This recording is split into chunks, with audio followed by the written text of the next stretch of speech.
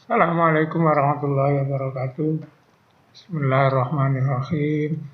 Allahumma shalli ala Muhammad wa ali Muhammad. Allahumma la ilma lana illa ma 'allamtana innaka antal alimul hakim. Selamat bertemu kembali dengan saya. Kita sama-sama belajar biologi.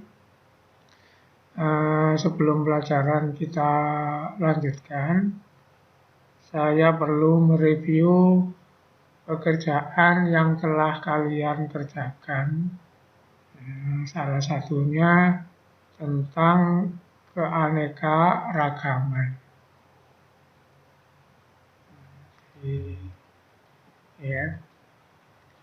Jadi setelah mempelajari keanekaragaman, dulu ada pekerjaan dua. Satu, keanekaragaman. Yang kedua, itu persiapan untuk nanti bab klasifikasi. Nanti di akhir mungkin akan saya bahas tentang pekerjaan klasifikasi. Tapi yang pertama ini dulu, keanekaragaman ini. Jadi, kalian disuruh mengerjakan, menilai makhluk hidup yang ditampilkan di gambar ini, kemudian diisi di tabel sini. Nah, inilah jawabannya. Gambar 1. Kita lihat gambar 1. Beberapa kucing. Maka jawabannya itu adalah keanekaragaman tingkat gen. Apa alasannya? Berbeda warna. Jadi beraneka ragam. Apa yang beraneka ragam? Warnanya kita lihat. Kucing ini, nah ini. Ada yang putih, begini, nah ini. Warna rambutnya beda. Tetapi, ini. Kenapa kok tingkat gen antar kucing itu masih mau kawin? Itu bukti kalau mereka itu masih sejenis, tetapi gennya saja yang berbeda. Itu namanya keanekaragaman tingkat gen. Kalau ditanya, apa yang menyebabkan kucing ini warnanya beda, bulunya beda? Satu, ya gennya beda. Nah, nanti yang kedua, gen itu akan ditumbuhkan oleh lingkungan. Nah, ini nanti dibahas di kelas 3. Jadi kucing yang tumbuh di tempat berbeda mungkin akan punya sifat-sifat berbeda karena gennya dipengaruhi oleh lingkungan. Gambar yang kedua, ini ada kucing, ada singa, ada harimau, ada cheetah. Nah, maka jawabannya adalah keanekaragaman tingkat jenis. Kenapa kok tingkat jenis? Tampilannya tadi sangat jauh berbeda. Besarnya, kecilnya apa itu ya sama dengan ini, beda juga. Tapi mana penentunya kok jenis ini? Tidak dapat kawin. Jadi nggak mungkin di dunia ini ada perkawinan antara kucing dengan singa. Begitu. Nggak mungkin ada perkawinan antara singa dengan harimau.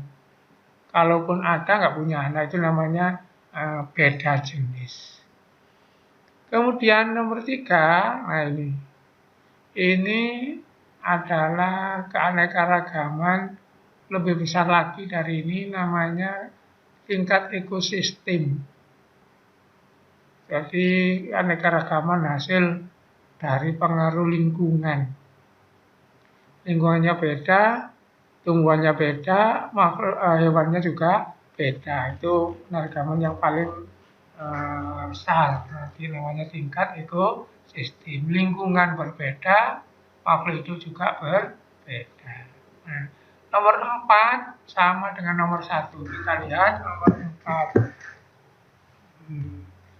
Sama-sama sapi, maka gen. Nomor 5, sama-sama ayam, maka gen. Nomor 6, Nah, ini. Kalau orang Indonesia bilangnya sama-sama kacang, tapi faktanya jauh berbeda. Jadi kacang tanah dengan kacang hijau jauh sekali berbeda ini. Hanya kacaunya orang Indonesia nyebut kacang. Ini menyebabkan kalian banyak yang salah jawabnya. Jadi ini nggak sejenis, nggak boleh dikatakan jenis kacang. Karena memang jauh sekali berbeda. Contoh, kacang tanah buahnya di dalam tanah, kacang hijau di atas, kacang bojo jauh sekali ini ya. Bandingkan ini sama dengan bandingkan ayam dengan sapi dengan kacang. Maka ini adalah keanekaragaman tingkat jenis. Gitu. Ini banyak yang salah ya. Kemudian nomor 6, nomor 7 ya. Di nomor 5 tadi sudah, saya ulang, 1 gen, 2 jenis, 3 ekosistem, 4 gen, 5 gen. Kemudian 6 jenis. Nah ini bugenvil, semua bugenvil, maka sama dengan ini. Semua sapi, gen. Tak perlu diterangkan lagi. Kemudian manusia, semua manusia gen. Nah yang ini jenis. Jadi ini ini jenis. Kemudian ini ekosistem. Maka jawaban yang benar nanti gen, jenis, ekosistem, gen, terus. Nah, seluruh siswa banyak salah di sini. Terus beberapa siswa salah di sini. Tapi pemberi alasan ini yang banyak salah. Jadi alasannya itu perbedaannya itu kamu jelaskan. Misalnya seperti ini, berbeda warna bunganya, bukan itu tadi, tetapi dapat kawin. Harus ada keterangan yang kedua ini, bukan bedanya disebutkan, baru kawin apa tidak kawin. Kalau mau kawin, itu namanya tingkat gen. Kalau nggak mau kawin, tingkat jenis. Kalau skalanya luas, tingkat ekosistem. Nah, ini saya kira clear ini. Berikutnya, nah ini banyak yang kelewatan siswa. Mega biodiversitas, apa penjelasannya? Dikosongi.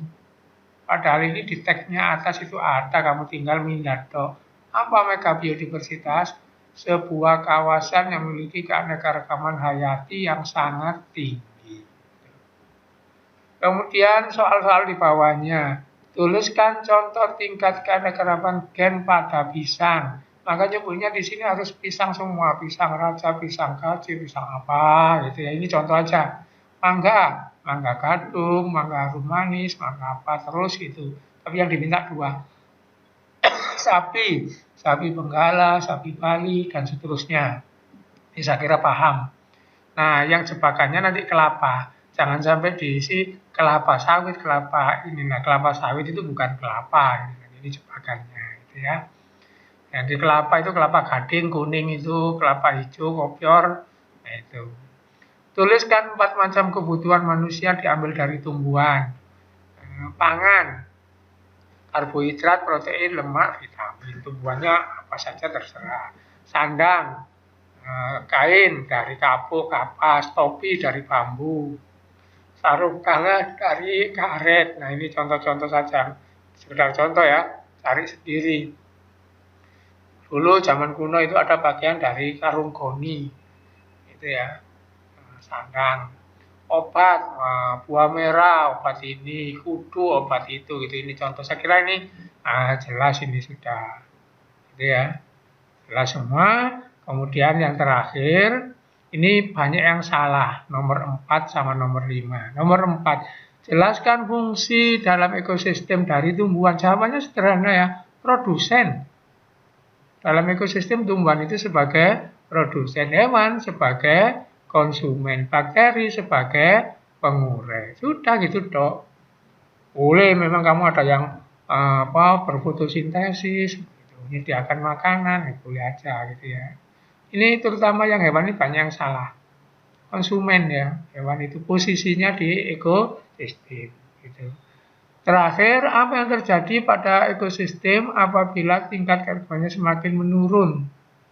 Jawabannya menjadi tidak seimbang sehingga mengarah ke kepunahan. Nah, ini total itu nanti 51. Jadi nilainya boleh kamu hitung sendiri, sudah saya kembalikan itu ya. Kalau salah satu ya jadi 50/51 gitu nanti. Contohnya ini, contoh. Ini nilainya berapa ini? 20. 1, 2, 3, 4, 5, sampai 10. Yang sini alasannya 10, 20. Kalau itu total 51. Jadi kalau 51 benar semua 100. Kalau salah satu berarti nilainya 50/51, demikian seterusnya. Oke, nah, itu mereview pekerjaan kalian. Sekarang pekerjaan satunya saya review nanti sesudah babnya ini dilanjutkan. Kita melanjutkan bab, ya, kita melanjutkan bab. Terakhir kita bicarakan tentang klasifikasi. Jadi ini pembicaraan kita terakhir ngawali klasifikasi. Apa klasifikasi itu? Menggolong-golongkan makhluk hidup.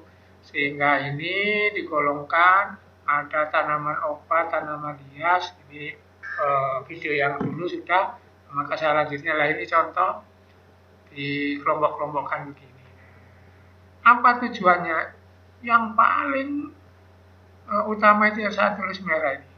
Tujuan ilmu mengklasifikasikan itu adalah agar mudah dikenal.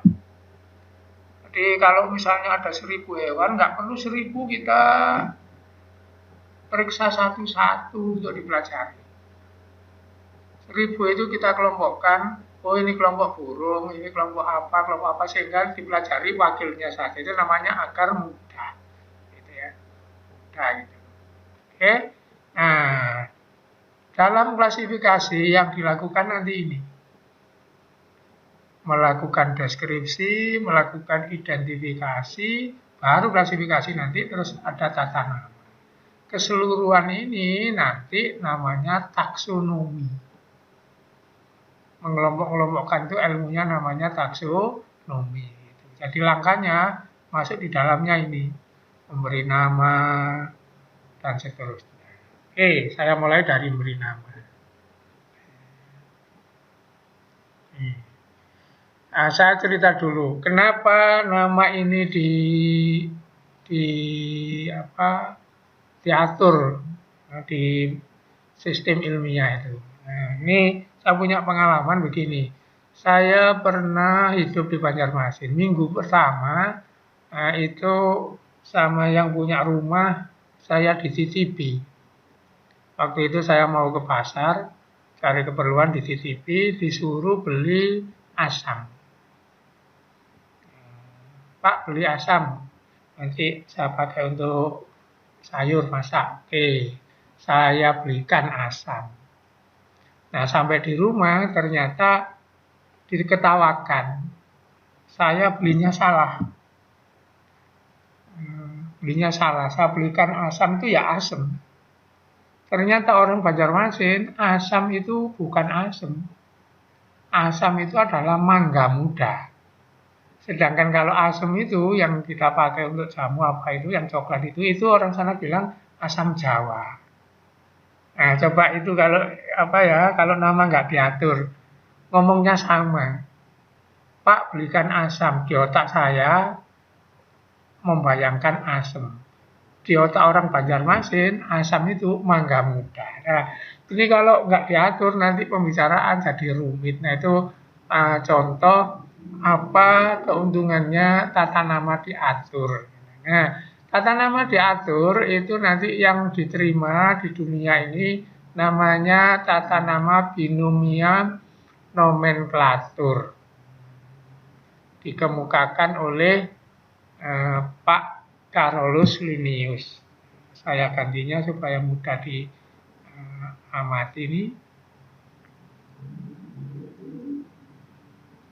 Oke. Nah, di tata nama itu yang terjadi sekarang diterima itu tata nama bernama binomium nomenklatur dikemukakan oleh orang bernama Carolus Linnaeus. Ini pekerjaannya sudah kalian kerjakan, nanti kita cek ya. Apa katanya Pak Carolus supaya nanti nggak timbul permasalahan seperti yang saya ceritakan tadi? Menggunakan bahasa Latin. Jadi bukan bahasa Inggris yang terkenal itu seluruh dunia, bukan bahasa Arab, bukan bahasa Indonesia apalagi, tapi bahasa Latin. Ini cukup adil bahasa Latin ini karena apa? Sudah nggak ada negara yang menggunakan ini bahasa kuno. Satu nama satu jenis. Jadi khusus. Jadi kalau misalnya padi namanya apa, nggak boleh ada makhluk hidup lain yang namanya sama dengan padi.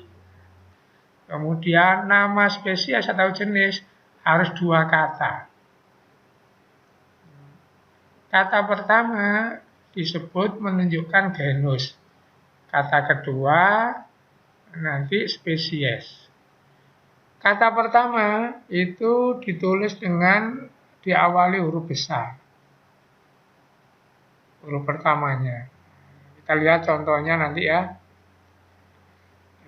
Ini cara nulisnya, ditulis garis miring atau ditulis garis bawah atau dicetak miring. Kita lihat contohnya. Nah ini, Oryza sativa, itu bahasa Latin. Terus Oryza sativa itu dua kata. Nulisnya begini, ini besar, ini kecil, dipisah, garis bawah. Kalau nggak garis bawah, tulis miring. Nah, begini. Sekarang cari contoh yang lain ya, nama Zemis. Oryza sativa tadi padi, Zemis jagung. Nulisnya boleh begini, boleh begini. Cyprinus carpio. Cyprinus carpio. Ini rumput tebing. Nah, ini contoh yang lain ya. Contoh yang lain ini. Contoh, Citrullus vulgaris semangka, Cucumis melo melon, Cucumis sativum timun. Coba kamu perhatikan nih. Ini kalau kita perhatikan tumbuhannya di alam hampir sama karena itu nama depannya sama. Nanti saya tampilkan mungkin gambarnya. Jadi Cucumis melo melon, Cucumis sativum timun. Kamu kalau ada pohon timun dan pohon melon di sawah sebelum berbuah, kamu nggak akan tahu, nggak bisa bedakan karena sama persis. Nah, mereka itu satu genus. Gitu. Contoh ini, anjing dan serigala kan hampir sama. Anjing Canis familiaris, serigala Canis lupus. Artinya apa? Mereka itu sama-sama canisnya. Nih, Annona muricata sirsak, Annona squamosa srikaya. Coba kamu lihat srikaya sama sirsak itu. Kan hampir sama, dalamnya putih, bijinya sama gitu ya. Gitu. Ini contoh-contoh nama Latin, dihafalkan, diingat-ingat. Bahasa Latin, dua kata, yang depan itu menunjukkan genusnya. Jadi kalau ada makhluk hidup nama depannya sama berarti berkeluarga. Contohnya ini Canis, nanti Annona pasti berkeluarga. Belakangnya nggak jadi masalah. Kalau belakangnya sama Pak, nggak menentukan apa-apa. Gitu. Yang belakang, yang penting yang depan nanti. Gitu. Nah ini contoh. Contoh ini ya. Apa ini? Keluwe. Apa ini? Ini adalah sukun. Maka nama ini pasti sama nanti. Contoh, namanya ini Artocarpus integra. Namanya ini Artocarpus communis. Sama nama depannya karena ini hampir sama. Contoh lain lagi. Nah ini. Apa ini? Kangkung rawa. Ini telo. Ini kangkung, mohon maaf, ini telo, ini kangkung rawa. Kan ini bunganya sama, daunnya sama, maka ini nanti namanya sama. Contoh, ini. Apa ini namanya? Ipumu batatas. Apa ini namanya? Ipumu reptan. Nah, itulah sekelumit tentang tata nama, diingat-ingat tata nama itu ya. Nama depan genus, nama belakang menunjukkan spesies. Kalau nama depannya sama, pasti makhluk hidup itu mirip. Contohnya ini mirip, nama depannya pasti sama. Ini mirip pasti sama. Gitu. Oke. Setelah tata nama, kita ke deskripsi. Ingat-ingat, saya kembalikan ke atas. Saya kembalikan ke atas dulu ya. Klasifikasi itu ada data nama, ada deskripsi, ada identifikasi, baru nanti klasifikasi. Oke. Sekarang deskripsi. Apa deskripsi itu? Deskripsi adalah uraian dari ciri-ciri makhluk hidup. Saya ulang, uraian penjelasan selengkap mungkin tentang suatu makhluk hidup. Contoh ini, hewan beruas. Kepala, dada, perut jelas, kaki 3 pasang, punya anten, bersayap. Apakah yang dijelaskan tersebut gitu? Jadi ini kalau cirinya disebut satu gitu, maka kamu akan bisa kemana-mana. Contoh saya hapus dulu ya. Contoh saya hapus. Saya hapus dulu.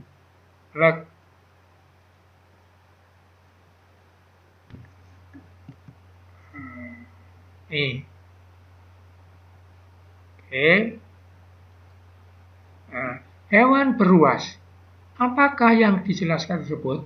Kamu bisa nebak macam-macam. Contohnya begini. Nah, ini beruas. Ini beruas. Ini beruas. Ini beruas. Jadi badannya beruas, kakinya beruas. Bisa kemana-mana. Gitu ya. Nah, maka dijelaskan tadi itu. Apa penjelasannya tadi? Penjelasannya tadi hewan beruas, kemudian kakinya berapa, gitu ya tadi itu. Nah, gitu ya. Oke. Nah, hewan beruas, kepala, dada, dan perut jelas, kaki 3 pasang, punya anten, bersayap. Apakah hewan tersebut? Nah ini. Hewan beruas, kepala, dada jelas. Ini nggak masuk, kan gitu. Ini nggak masuk, kan gitu. Karena ini kepala, dada nggak jelas, kan gitu. Apalagi kaki 3 pasang. Nah, kakinya cuma 3 pasang. Ini tuh 2, 3, 4 pasang. Ini tuh 2, 3. Oh ini kan gitu. Ini banyak kan gitu. Apalagi kalau dilengkapi lagi. Contohnya ini. Lengkapi lagi apa? Punya anten, punya sayap.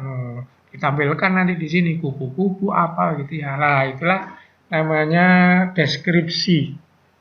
Kamu boleh menggunakan contoh yang lain, misalnya begini, tanaman berpohon. Wah, kamu boleh nyebut duren, boleh nyebut mangga, semua pohon. Gitu. Terus nanti harus di buahnya gini-gini, bunganya begitu, terus sampai lengkap. Sehingga nanti kita mengarah ke satu. Itu namanya deskripsi. Nah, deskripsi ini bukan urusan biologi ya. Urusan kehidupan ini.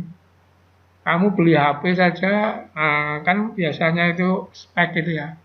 Beli komputer itu spek. Komputer, prosesornya apa, ininya apa, itu deskripsi. Bahkan kamu kalau pacaran itu kan deskripsi juga. Misalnya kamu menceritakan kalau sudah punya pacar ke temannya, pasti kamu cerita. Pacarku namanya ini, orangnya begini, sampai kadang-kadang sepeda motornya kamu sebutkan. Nah, begitu. Itu deskripsi namanya. Jadi deskripsi itu bukan urusan pelajaran biologi saja. Deskripsi ini bahasa Indonesianya mencandra, menjelaskan sejelas mungkin. Oke, kita selesai deskripsi, sekarang kita masuk ke identifikasi. Apa identifikasi? Menentukan persamaan dan perbedaan. Jadi mengidentikan itu menyamakan. Jadi kalau tadi misalnya hewan A kita ciri-cirinya kita sebutkan begini. Nah, nanti yang begitu-begitu itu dia sama dengan apa? Identik itu sama. Nah, nanti mengarah ke kelompok. Nah, persamaannya itu yang dipakai pedoman itu nanti disebut kunci dikotomi. Salah satunya, kunci yang lain ya ada. Gitu. Jadi hewan A ini cirinya apa? Kita cocokkan dengan keterangan yang sudah ditulis itu namanya kunci. Nah, coba kita lihat yang jelas. Nah, begini. Ini contoh tumbuhan. Tumbuhan, saya pegang tumbuhan. Kemudian tumbuhan yang saya pegang itu apakah punya xilem fluem apa tidak? Namanya berbulu apa? Tidak. Kemudian apakah tumbuhan itu berbiji apa? Tidak. Gitu. Terus nanti, karena ini isinya selalu cabang dua dari sini, cabang dua dari sini, cabang dua, maka disebut kunci dikotomi. Jadi misalnya begini ya, misalnya mangga misalnya. Kan tumbuhan. Apakah mangga itu punya xilem, fluem apa tidak punya? Gitu. Jawabannya kan punya kan? Nah, sini. Terus, apakah mangga itu tidak berbiji atau berbiji? Jawabannya kan sini, berbiji. Kan? Itu pasti pilih satu pasti kan. Kemudian, mangga itu apakah bijinya ditutupi oleh daging apa tidak? Biji tertutup atau biji terbuka? Oh, jawabannya sini kan gitu ya. Kemudian mangga itu bijinya apakah bisa dibelah seperti kacang tanah apa tidak? Maka nanti apakah dia monokotil apa dikotil? Oh, mangga itu bijinya pelok itu kalau cukul bisa belah dua. Nah, sini dikotil. Waru nanti terus sampai selengkap mungkin. Nah, itu namanya kunci dikotomi. Nanti ada pekerjaan yang ketiga nanti menggunakan ini. Oke. Berikutnya kalau tadi sudah tata nama, saya ulang ya. Nama tadi pakai bahasa Latin. Belajar nggak perlu ribet-ribet ya. Diajukan oleh Carolus. Nama itu harus bahasa Latin, nama ilmiah itu terus harus dua kata. Cara nulisnya tadi dipisah, yang depan huruf besar, di awal huruf besar, digaris bawahi atau dicetak miring. Kemudian setelah nama tadi deskripsi. Apa deskripsi itu? Menjelaskan keadaan ciri-ciri suatu makhluk hidup sejelas mungkin. Itu namanya deskripsi. Setelah mencatat menjelaskan nanti dicocokkan dengan kunci yang dipegang. Itu namanya mengidentifikasi. Tanaman ini cirinya begini-begini cocok dengan mana? Lah ini. Nah, sekarang kita masuk ke sejarah klasifikasi. Perhatikan ini. Tadi sejak dulu sebelum ada pelajaran biologi orang itu sudah mengelompokkan makhluk hidup. Misalnya begini, ada hewan buas, nah itu, ada hewan berbisa, ada hewan pemangsa, ada hewan merugikan, ada tumbuhan obat, dan seterusnya. Itu mulai dulu sudah ada. Nah, yang ini contohnya ini biasanya orang itu berdasarkan manfaat. Ini bukti kalau klasifikasi itu mulai kuno sudah dilakukan oleh orang mengelompokkan. Nah, ini contoh-contoh klasifikasi ini ya, yang sudah ada sampai sekarang. Kalau menurut manfaat, itu namanya klasifikasinya buatan atau artifisial. Kalau menurut 1-2 saja ciri yang penting, itu namanya klasifikasi mekanik. Ini jarang digunakan ya. Kemudian kalau menurut ciri-ciri yang menonjol dan banyak, mudah dikenal orang, itu namanya sistem alami. Nah, kalau cirinya mendetail, sampai ada hubungan kekeluargaan dari suatu makhluk hidup, itu namanya sistem filogenetik. Biasanya yang ditanyakan kalau ulangan itu sistem artifisial, sistem alami, sistem filogenetik. Ini secara yang perkembangannya. Nah, artifisial atau buatan apa? Menggunakan satu atau dua saja, nggak banyak ciri makhluk hidup. Contoh ini ya, berdasarkan tempat hidup. Kita nyebut biasanya ada hewan darat, hewan air, gitu ya. Dasar habitat tempat, habitus atau perawakan tampilan. Ada tanaman pohon, mangga itu pohon. Ada tanaman perdu, misalnya kapas itu perdu. Gitu. Ada tanaman memanjat, ada tanaman merambat, nah itu semua buatan, ciri tertentu saja. Atau ini, menurut manfaat ini, tanaman pangan, sandang, hewan hiburan, hewan apa, nah itu semua adalah artifisial atau buatan, dibuat oleh orang, menurut kepentingannya orang. Kemudian sistem alami. Nah, sistem alami ini menurut orang Perancis namanya Jean-Baptiste Lamarck, gitu ya. Ini berdasarkan keadaan alamnya, jadi nggak boleh dibuat-buat. Contoh, hewan berkaki 2, memang berkaki 2, hewan berkaki 4, hewan tidak berkaki, hewan bersayap, hewan bersirip, cirinya sangat menonjol, hewan berbulu, hewan bersisik, hewan berambut, tumbuhan berbiji 1, ping 2 lah ini. Ini bukan menurut manfaat, bukan menurut kepentingan orang, tapi keadaan nyatanya dia. Makanya disebut sistem alami. Contoh, nah ini hewan berkaki 4, hewan bersayap, ini namanya sistem alami. Keperluan manusia nggak ada di sini. Kalau yang tadi menurut manfaatnya, besar kecilnya kan menurut keperluan manusia. Kalau ini enggak, ini namanya alami. Nah, inilah yang paling jelimet yang terakhir ini, yang paling teliti. Apa? Klasifikasi sistem filogenetik. Ini yang paling ilmiah. Ini cirinya lengkap sampai menunjukkan hubungan kekeluargaan dari makhluk hidup. Apa maksud ciri lengkap? Ada ciri fisiologi, ada ciri morfologi, bila perlu ada susunan kimia, kesamaan molekul. Nah, itu namanya sistem filogenetik. Jadi ini yang paling ilmiah ini. Pertama kali dipelopori oleh orang bernama Pak Darwin. Jadi ini yang paling teliti, mendetail. Contohnya begini mendetailnya. Gajah itu kan besar. Tikus itu kan kecil. Tetap mereka dikelompokkan satu kelompok. Karena persamaannya banyak. Apa? Masuk ke kelompok mamalia. Nanti dipreteli itu. Fisiologinya, morfologinya, anatominya. Kakinya 4, anatomi. Gitu kan? Punya puting susu, anatomi. Nah, begitu. Jadi ciri sebanyak mungkin dan teliti itu namanya filogenik, dan nanti filogenetik dan itu mencerminkan hubungan kekerabatan, berkerabat. Tak berdiri kecil besar ya. Jadi misalnya reptil, nah, itu pasti kemiripannya banyak.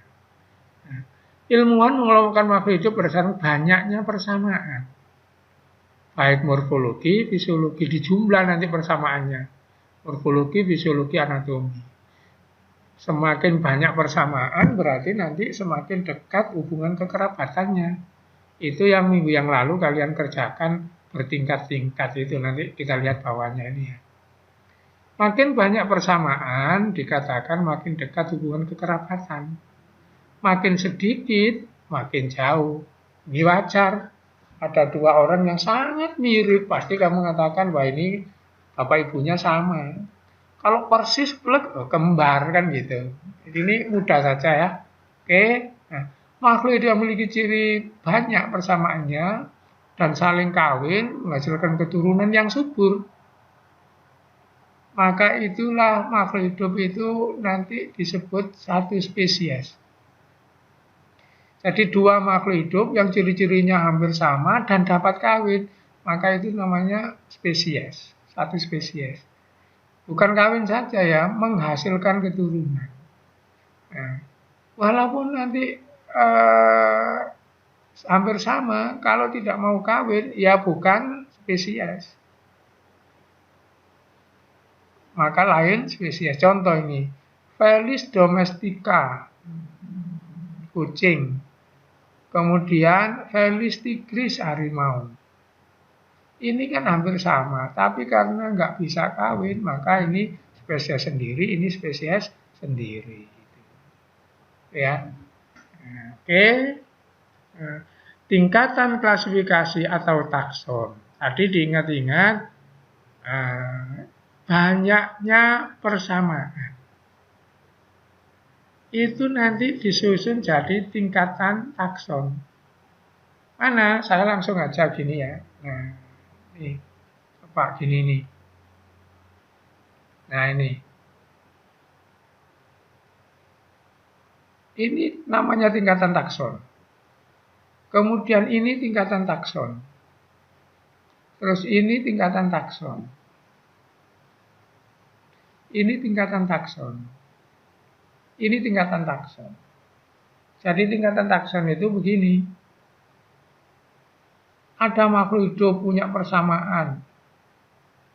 Kalau persamaannya sangat banyak, persis, dan mereka itu bisa kawin, maka mereka satu spesies. Kalau persamaannya itu kurang sedikit dan nggak bisa kawin, maka mereka itu satu genus.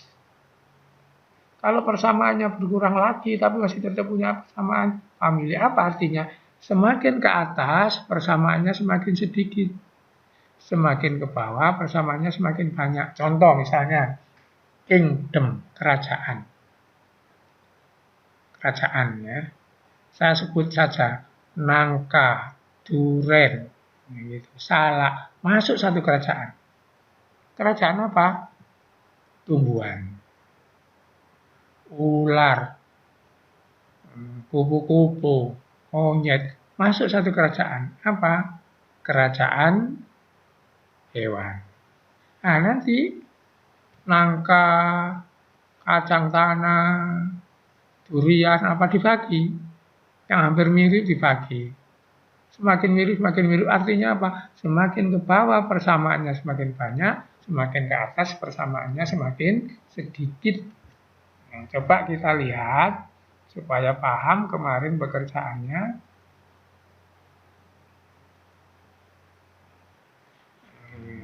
Ini ya. Nah, ini pekerjaan kalian yang kemarin itu. Kucing, anjing, singa gitu. Punya persamaan. Apa? Sama-sama punya inti sel, maka eukariotik. Mereka itu sama-sama hewan, animal. Sama-sama punya tulang belakang, chordata. Sebab ada hewan yang tidak punya tulang belakang kan? Itu nanti penjelasannya ini. Kucing, anjing, singa ini semua punya susu, mamalia. Kucing, anjing, singa ini semua giginya gigi kaninus, gigi taring yang banyak. Terus ke bawah begini. Jadi persamaannya banyak. Coba umpama di sini saya kasih hewan yang lain satu, gitu, yang lain misalnya di sini saya tulis misalnya tikus gitu ya. Maka si tikus itu nanti sama eukariotik, sama animal, sama chordata, sama nanti mamalia. Tapi begitu di sini sudah ganti sudah. Tikusnya bukan karnivora, gitu. Lain. Nah, itu namanya semakin ke bawah persamaannya semakin banyak. Makanya ini kucing, anjing, singa persamaannya berapa nanti kita bahas. Oke? Ini ya. Diatur seperti itu. Nah, coba ini. Beberapa spesies atau jenis berkerabat dekat dikelompokkan dalam genus. Ini kita lari dari bawah. Spesies yang hampir sama genus, genus hampir sama famili, famili hampir sama ordo gitu. ordo yang nggak sama dipecah jadi famili. Gitu. Famili yang punya beda dipecah jadi genus-genus. Genus yang berbeda-beda nanti jadi spesies gitu. Jalannya ini ya. Beberapa genus membentuk famili. Kalau dibalik, famili dipecah jadi genus. Famili membentuk ordo. Ordo dipecah jadi famili terus sampai paling atas kerajaan. Begitu. Nah, contohnya, ini contohnya. Nah, ini contohnya ya. Kingdom Plante, kerajaan tumbuhan. Divisi Spermatophyta, ini tumbuhan berbunga. Terus penjelasannya. Angiospermae, itu tumbuhan yang bijinya tertutup. Monokotil, tumbuhan yang, jadi nanti ini plante itu apa? Tumbuhan. Spermatophyta tumbuhan berbunga. Angiospermae tumbuhan yang berbunga dan berbiji tertutup. Monokotil tumbuhan berbunga berbiji tertutup, bijinya terbelah jadi dua. Jadi sampai di sini cirinya umum, ini sudah punya ciri 2, ini punya ciri 3, sini punya ciri 4, sini tambah ke bawah cirinya tambah banyak gitu nanti.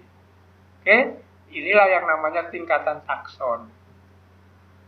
Tingkatan takson. Nah, contoh ini klasifikasi hewan kucing. Kucing itu masuk apa? Animal, hewan. Hewannya bagaimana? Chordata, artinya punya tulang belakang. Selain itu dia apa? Punya susu, mamalia. Selain itu apalagi? Punya gigitan yang banyak, karnivora. Nah, demikian. Jangan lupa, ini nanti pengertiannya bisa begini. Bentar.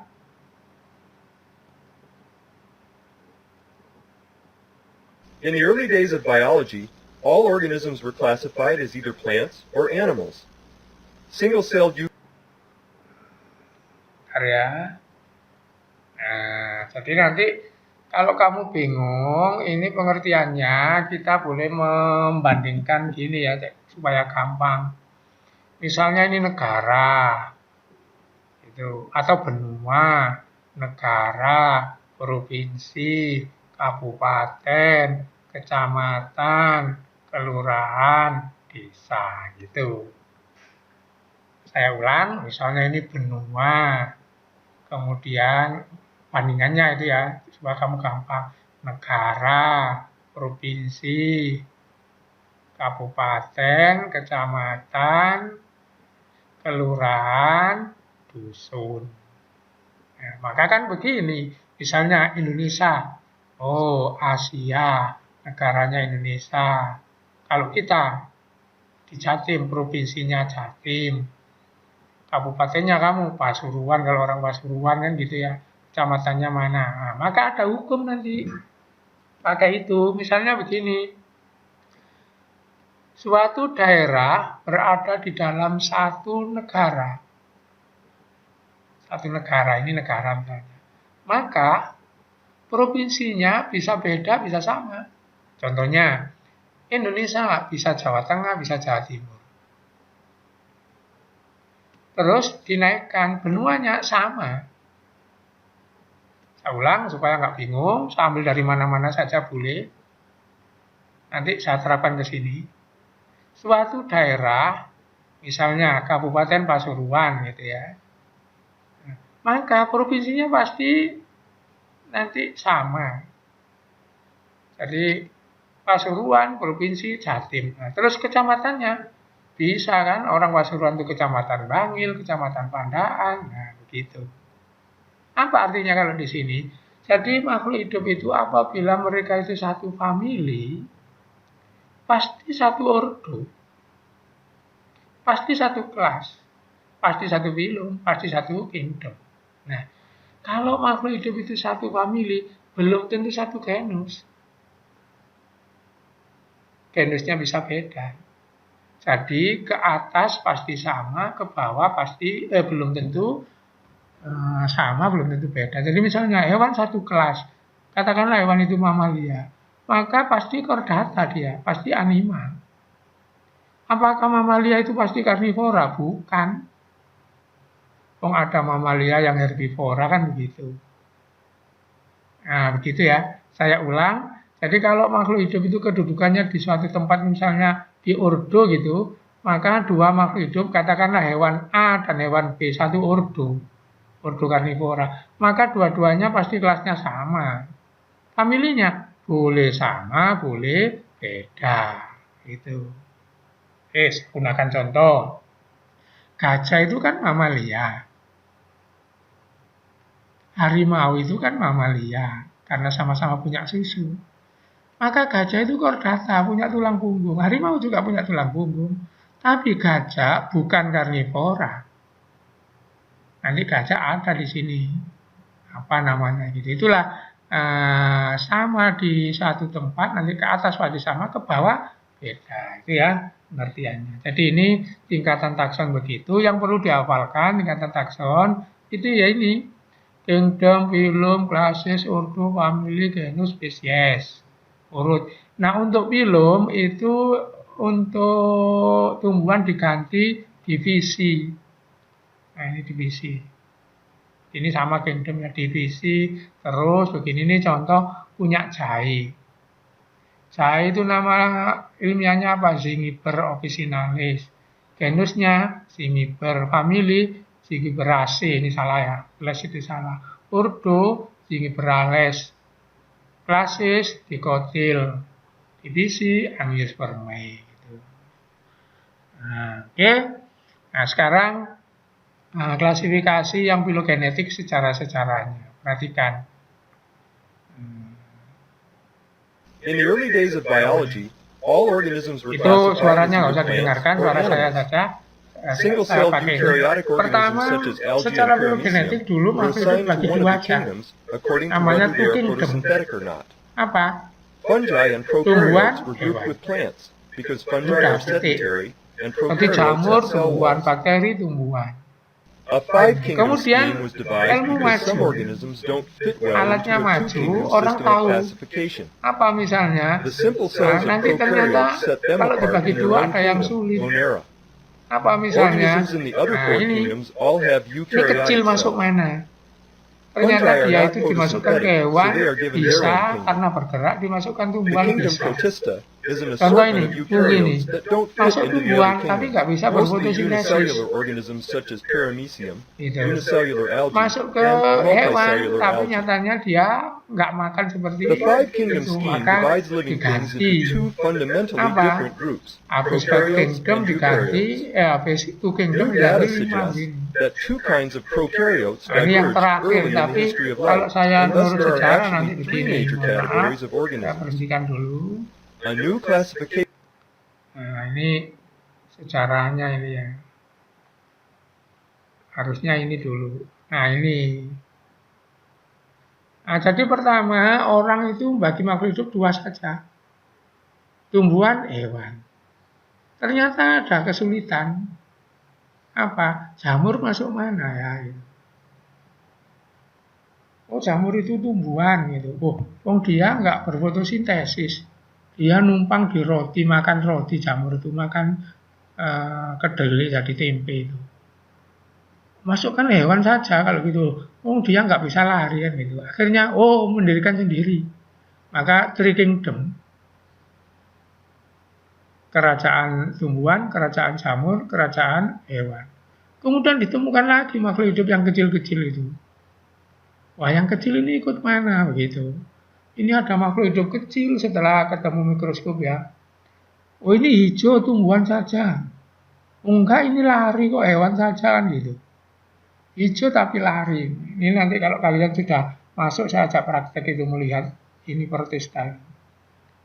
Akhirnya bukan tumbuhan bisa lari dan nggak ada akarnya, nggak ada batangnya, juga bukan hewan. Wah, jamur, ternyata enggak, dia bisa berfotosintesis. Wah, repot. Akhirnya dirikan aja sendiri grup. Ada grup lante, grup fungi, grup anima, grup Protista. Maka 4 grup namanya Four Kingdom. Nah, yang kalau lengkap nanti namanya Five Kingdom. 5 kerajaan makhluk hidup di dunia. Nah, itu maksud dari animasi tadi. Nah, sehingga nanti begini 5 kingdom itu ya. Pertama makhluk hidup bagi 2 dulu. Siapa saja yang selnya punya inti dan tidak punya inti. Ini nanti diterangkan lebih lanjut. Yang punya inti namanya eukariotik, yang tidak punya inti selnya prokariotik. Itu pertama. Berikutnya dibagi lagi. Siapa yang punya inti? Monera. Siapa yang tidak punya inti? Monera. Siapa yang punya inti? Protista, fungi, tumbuhan, hewan. Nah, begitu. Maka ini nanti 1, 2, 3, 4, 5. Nah, ini. Ini dibakar satu-satu. Nah, sekarang ada perubahan kurikulum karena pandemi ini kamu nanti mungkin nggak diisi selengkap ini. Kalau kemarin yang nggak pandemik, ini kita bakal satu persatu, bahkan ini praktek ya. Protista dengan fungi ini kita lihat pakai mikroskop apa gitu ya. Nah ini Kingdom Monera. Siapa itu? Bakteri Monera. Kemudian Kingdom Protista. Siapa ini? Makhluk hidup yang kecil-kecil bergerak apa tidak, punya klorofil apa tidak, penting kecil, nggak bisa dilihat dengan mikroskop, Protista. Bisa dilihat dengan mikroskop saja, Protista. Fungi, nah, ini jelas jamur itu fungi. Siapa ini? Yang dinding selnya zatnya itu kitin. Kalau kamu nyentuh jamur itu kan rasanya lain itu ya. Itu. Apalagi plante. Ini jelas. Plante itu apa? Yang punya batang, akar, daun itu plante. Siapa lagi? Anima. Maka jadilah namanya sistem Five Kingdom. Nah, sampai di sini sudah selesai kita bab ini, maka saya bahas pekerjaan kalian yang satunya lagi tadi. Nah, ini. Mulai dari tata nama, ini pekerjaan yang kedua ya. Tata nama, urutan kingdom. Nah, itu. Perhatikan soal nomor 1. Tata nama, ada nama musculus, nama Latin ya, pasti 2. Maka mus itu adalah genus, musculus spesies. Ada kalian yang nulisnya salah, ini tulis genius, itu ada. Nah, kemudian ini urutan tadi. Urutan kalian kan disuruh ngisi, kosongi sini yang kosong asalnya, suruh ngisi ngambilnya berdasarkan info yang ada di nomor 6 ini kan gitu, tinggal minta. Nah, perhatikan. Eukariotik itu tingkatannya domain, animalia itu kingdom, chordata itu phylum. Nah, jadi eukariotik itu apa? Berinti. Animal itu apa? Hewan. Chordata itu apa? Hewan bertulang belakang. Nah, phylum. Mamalia itu kelas apa? Hewan golongan kelas punya susu. Ordo bangsa. Bangsa apa? Bangsa hewan karnivora ini. Nah, karnivora itu ordo. Ini yang giginya demikian seterusnya. Jadi urutannya ini. Ini kalau salah satu yang ngurangi nilai 1. Nah ini urutan ini menjelaskan siapa? Menjelaskan harimau ini. Jadi kalau ditanya harimau itu spesiesnya apa? Panthera pardus. Genusnya apa? Panthera. Familinya apa? Felidae. Makanya pengantar tugas kemarin famili itu pakai AE, CAE. Kalau ordo bisa les gitu ya. Ordonya apa? Harimau itu karnivora. Sama dengan kucing, seordo dia. Itu. Bukan sefamili, banyak yang jawab sefamili. Seordo. Nanti familinya harimau itu lain lagi. Famili iya, ordo iya. Kemudian filmnya apa? Harimau itu hewan yang chordata, punya sumbu tulang belakang. Nanti kita bahas hewan. Harimau itu termasuk apa? Kerajaan hewan, animal. Oke. Nah, sekarang ini disuruh milih. Ini dimasukkan maka di sini. Saya ingatkan ya, saya ingatkan. Ini tersedia sudah.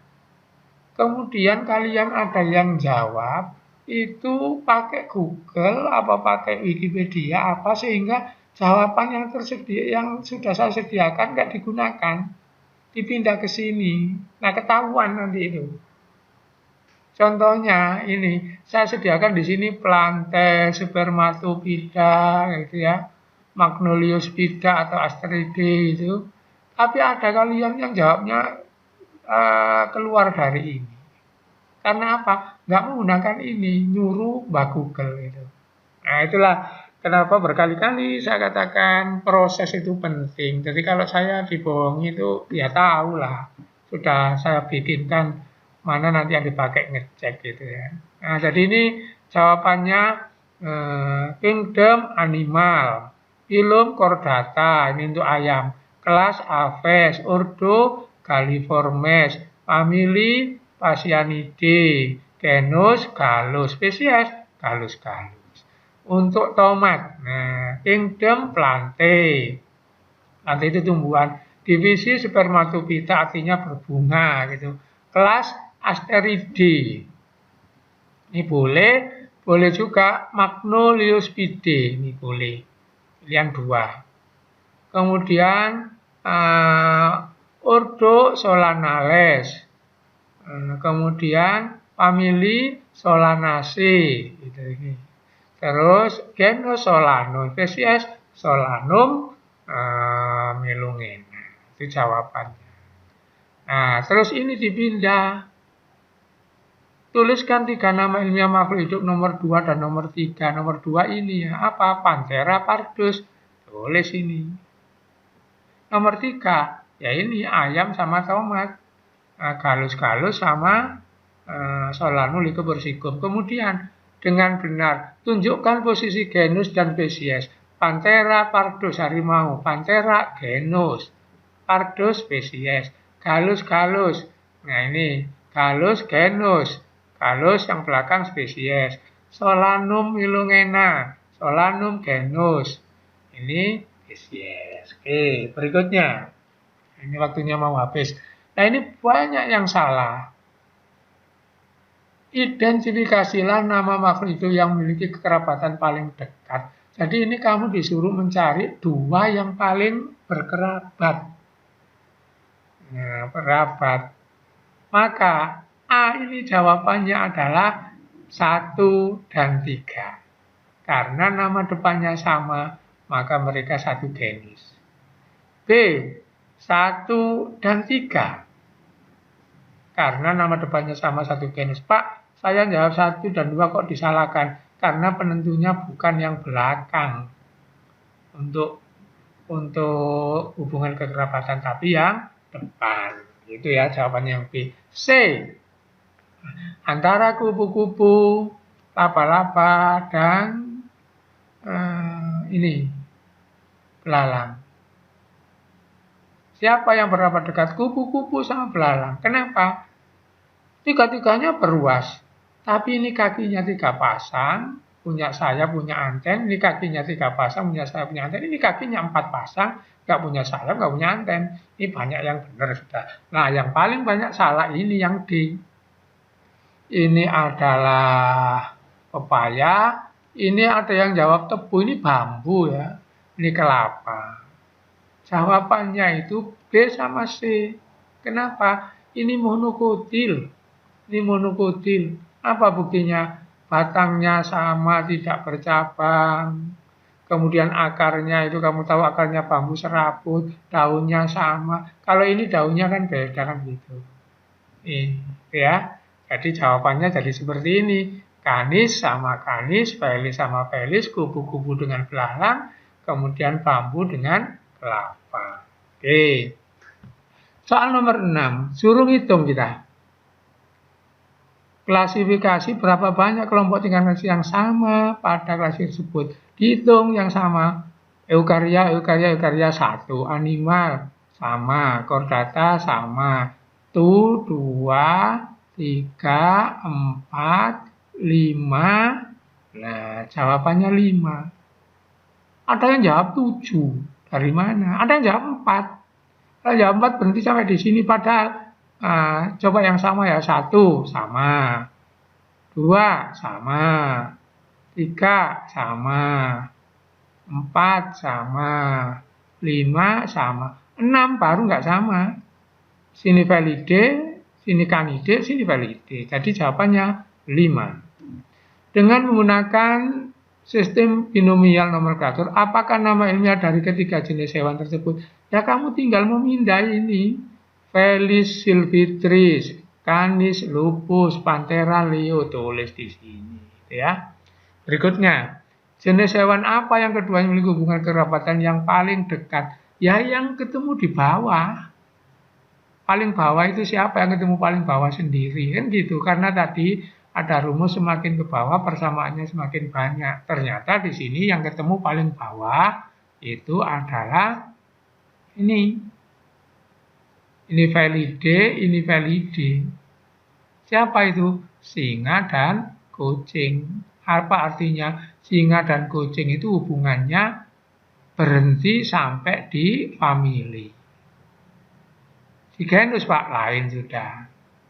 Sementara kalau kucing dengan anjing itu berhenti sampai di ordo. Nah, jadi alasannya itu apa? Maksudnya nanti punya persamaan lebih banyak. Singa dengan kucing sama-sama berinti sel. 1. Sama-sama hewan. 2. Sama-sama bertulang belakang. 3. Sama-sama punya susu. 4. Sama-sama punya gigi taring. Kemudian ada lagi pasti persamaannya kenapa disebut felis. Karena tampilan kucing dengan singa kan memang nggak sama dengan tampilan anjing. Mukanya aja nggak sama kan gitu. Jadi jawabannya singa dengan kucing karena mereka itu sampai 1 famili. Sedangkan yang lain hanya 1 ordo. Itulah jawabannya. Saya kira pelajarannya ini waktunya sudah habis, jadi untuk klasifikasi sudah selesai. Nanti akan datang kita akan lanjutkan ke bab yang lain. Biasanya kalau klasifikasi sudah habis, lanjutan berikutnya itu kalau mau pindah kade ya ulangan. Gitu. Cuma mungkin nanti jadwalnya akan saya lihat dulu karena ada UTS dan sebagainya. Nah, demikian mudah-mudahan bisa diserap dan dipelajari. Yang penting begini ya, berulang-ulang, modul dibaca, video disetel berkali-kali, nanti lama-lama akan mengerti. Jadi jangan terpaku mencari nilai dulu, prosesnya ditandai. Gitu. Saya kira demikian, saya mohon maaf, saya masih bersedia ditanya kalau ajaran ini via WA, via apa saja boleh, nah, gitu ya. Karena memang kita nggak bisa bertemu secara langsung. Mudah-mudahan kamu dapat pemahaman dan mudah-mudahan ilmunya bermanfaat. Wallahu a'lam bishawab. Assalamualaikum warahmatullahi wabarakatuh.